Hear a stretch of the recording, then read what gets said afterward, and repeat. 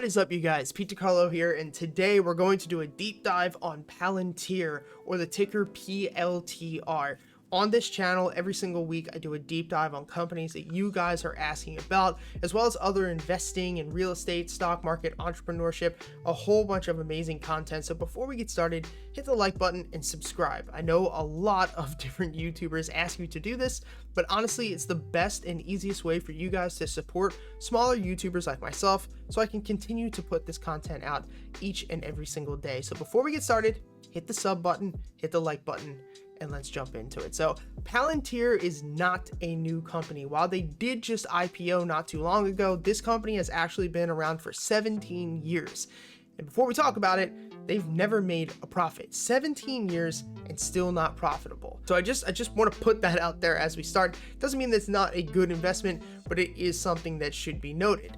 In this video, we're going to go over Palantir's business model. We're going to talk about what I think about them. Am I buying them? And most of all, why is this such a popular company, especially around millennials and Robinhood users? Palantir provides software that clients can use to integrate huge amounts of data, such as photos, spreadsheets, and other documents, and it puts them into one centralized platform where it can all be analyzed from there. Palantir has done work with the CIA, Immigrations and Customs, which they've got a lot of backlash for, as well as the Department of Defense. The goal of this company when it was founded was to defend America virtually. It has been 17 years since it has started and is now moving into commercial clients such as BP, FCA, which is just Fiat Chrysler Automotives, and Airbus. With more commercial customers growing, they now make up to almost half of their total yearly revenue.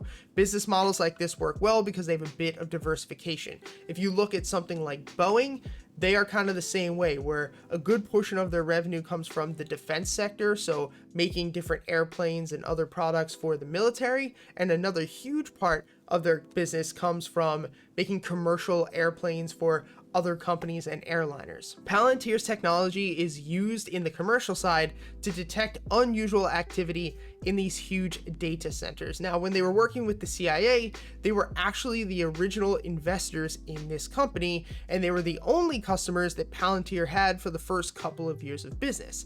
After seeing this, they were able to do other counterintelligence sections such as the FBI and using all of their systems. With the help of Palantir, we were actually able to track down terrorists and drug smugglers, and some people even actually said that because of Palantir, we were able to find and kill Osama bin Laden. And now, one other cool thing that they actually did was able to expose Bernie Madoff and that huge Ponzi scheme that he had. One of its first popular commercial clients was actually JP Morgan, who they used their tech to predetermine that some employees might end up going off on their own and stealing some clients. And this didn't last too long because JP Morgan used its tech to actually spy on their top executives, which is illegal, and they were caught for that. Fiat and Airbus both use their technology to find faulty issues within their assembly lines or with their products before they leave the manufacturing site. Essentially, their software can run all of the data within your company to even find some of the slightest errors within your business operations. So say that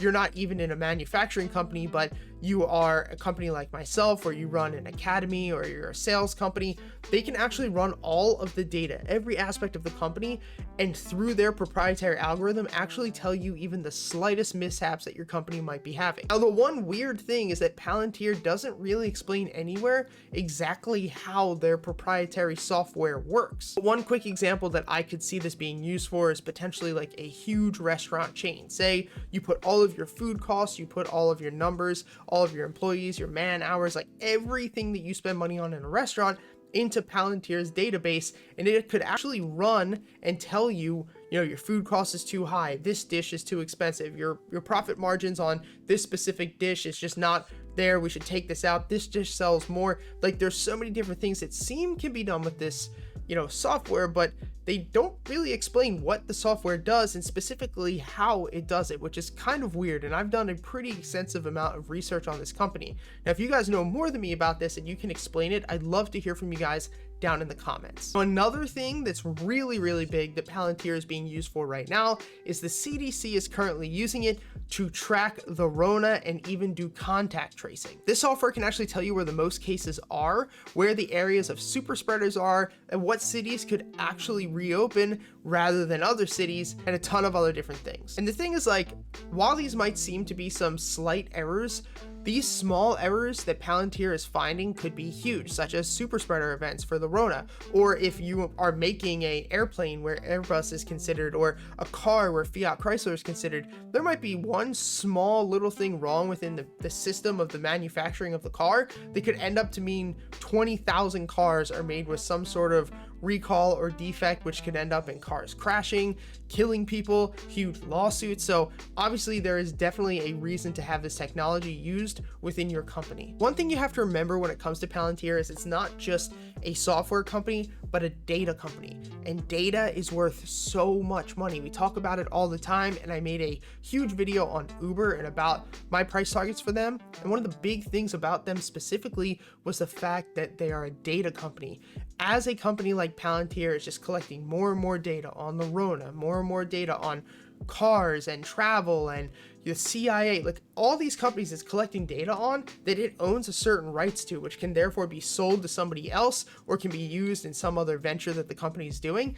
Data is so pricey right now because it's literally can be used to do so many different things. Now, I'm not even going to look at the financials for this company like I normally do with deep dives because it's really not good. If you're investing in this company right now, you're investing in the idea of what Palantir can be in the future, and I do see it being huge. I see plenty of other commercial companies using this platform and this software in order to make their businesses better. Palantir has actually gone out and doubled down on the amount of salespeople that it has because they see the huge growth that they could have commercially within the future. Is this a safe investment?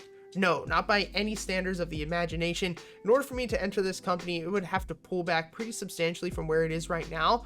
But I do think that if you were to hold this company for the next 10 years, it could produce an insane return. Just remember though, it's very risky. I would not enter this with a normal size position of like $20,000 or $30,000 like I would long term.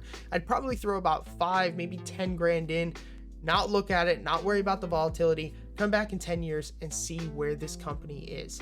So thank you guys for watching. Hit the like button, subscribe to this channel, comment down below. Let me know what you think about this company. Are you currently invested? Are there some things that I missed? I would love to go back, read your comments, and potentially make a follow-up video for this later on in the future. Thank you guys for watching. Until next time, peace.